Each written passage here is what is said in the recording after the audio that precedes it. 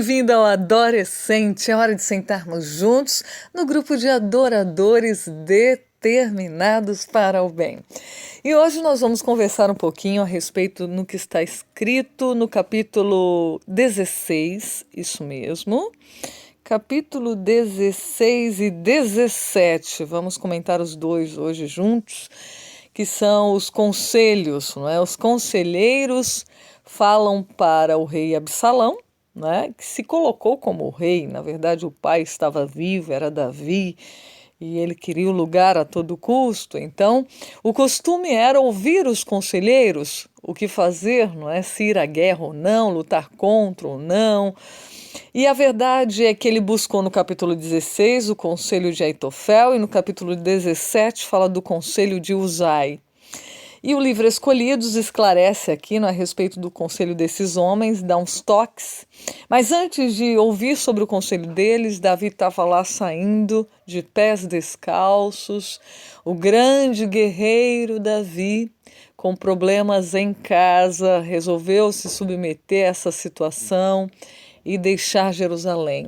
Diz o relato que ele olhou a arca, né, ia levar a arca da aliança com ele, mas lembrou que Deus disse que estabeleceria ali naquela cidade, naquele lugar, o seu concerto de estar presente ali. Ele falou, não, devolve a arca, deixa a arca ficar.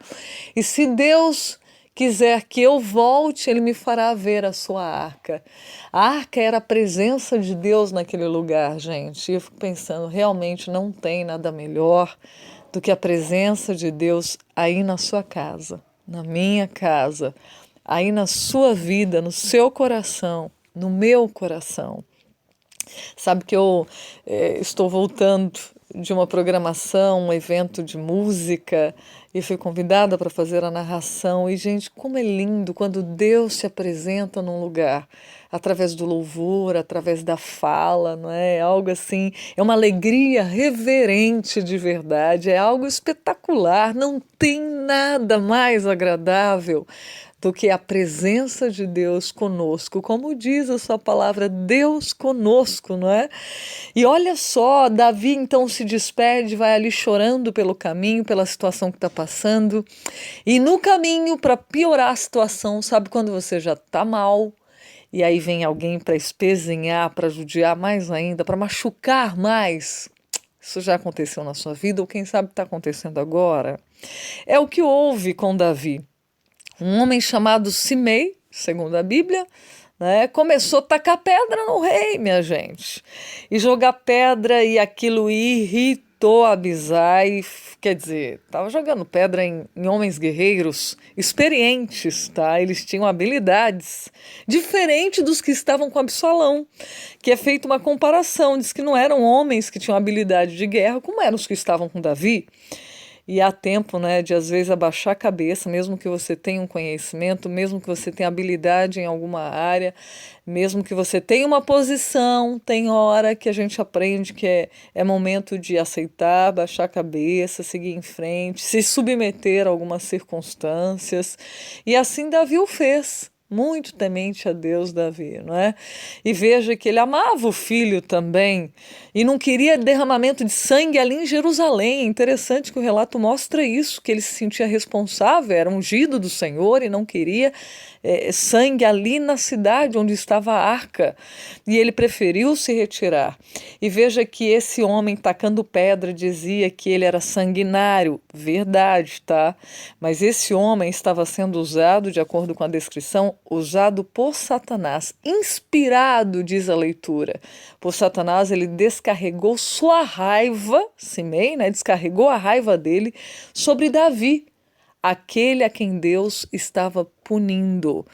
Gente, é certo que o que Simei fez e o que Aitofel faz também, que dá um conselho para Absalão, para reunir os homens. Ele fala, não, deixa eu reunir, né, os homens, 12.000 homens, aproveita que o seu pai está cansado e vai contra ele para acabar de uma vez por todas, porque senão você não vai conseguir fazer mais isso. O conselho de Aitofel foi esse. Só que antes ele falou o seguinte, olha, e diz a leitura, com astúcia diabólica, esse político sem escrúpulos insistiu que Absalão acrescentasse ao crime de incesto ao de rebelião.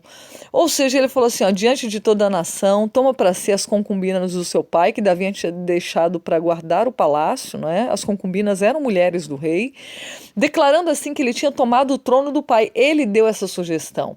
Lembra que estava cumprindo também uma profecia que Deus tinha dado, não é, para Davi? Ou seja, ele tomou a mulher de Urias em secreto e agora diante de todo Israel seriam tomadas as mulheres. Ele tomou em oculto, agora seria em público. Lembra, gente, do que Deus disse como sentença? Como consequência do que Davi fez, o que foi estava voltando agora, nesse momento da história. E apesar de estar cumprindo tanto nas pedradas de Simei no caminho, dizendo que Davi era um homem sanguinário, e era mesmo, e tanto quanto pegar as mulheres na frente do povo, que era consequência do pecado de Davi, tanto com Simei quanto com Aitofel, eles estavam sendo usados por Satanás, assim como Jesus disse para Judas. Né? Falou assim, não, a profecia vai se cumprir, mas ai daquele por quem ela se cumprir. Ai de Simei, ai de Aitofel, ai de Judas e ai de mim e de você, se nos deixarmos ser usados pelo mal contra alguém que é de Deus. Por mais que tenha pecado, por mais que seja digno de receber as consequências do seu erro, ai de quem vem, por quem vem esse crime, né? Esse crime para a pessoa, porque Deus é quem está permitindo, Deus proferiu que seria assim. Isso ocorreria, isso ocorreu. Mas, gente, tanto um quanto o outro, na história dessa semana, Aitofel e Simei estavam sendo diabolicamente usados para ferir alguém que já estava arrependido perante Deus. Né? Então a gente tem que pensar hoje, vamos analisar direitinho, tanto quanto aquilo que ouvimos de alguém, cuidado com os conselhos, quanto aconselharmos. Qual é o espírito que está movendo os nossos conselhos? É realmente de Deus? Vem da parte de Deus? Veja que o capítulo 17 conta que Uzai chega para Absalão, né? Porque ele é chamado, e eu achei interessante isso. Uzai não se ofereceu para dar o conselho. Deus fez com que Absalão chamasse Uzai, porque diz a Bíblia, em 2 Samuel 17,14, que o Senhor tinha decidido frustrar o eficiente conselho de Aitofel, a fim de trazer ruína sobre Absalão. Neste momento, Deus respondeu à oração de Davi. Ele transtornou, lembra que Davi orou? Senhor, muda o conselho de Aitofel, transtorna, que seja dado um conselho que pareça louco. Foi aí que Uzai chegou e falou, dessa vez o conselho não é bom, rei, e mudou toda a história e deu um conselho diferente. Aí mandou o recadinho dizendo para Davi, ó, atravessa o rio, porque se você não atravessar vai morrer você e todo o povo que está com você. E foi transtornado o conselho. Veja que quando Deus quer mudar as coisas, a gente não precisa fazer um monte, né, de estratégia, porque Deus mesmo muda. Ele mesmo vai lá e transtorna e muda a história, muda a ordem, muda a dica, muda a orientação, muda a maldade feita contra os seus filhos. Confiando nisso, hoje vamos buscar de Deus conselho para ouvirmos os conselhos corretos que vêm da sua parte e sermos conselheiros também quando alguém buscar por nós, instruídos e inspirados por Deus. Que Deus nos ajude, nos dê um excelente dia, não se esquecendo que juntos somos, adoradores determinados para o bem. Que assim seja. Até a próxima. Tchau, tchau.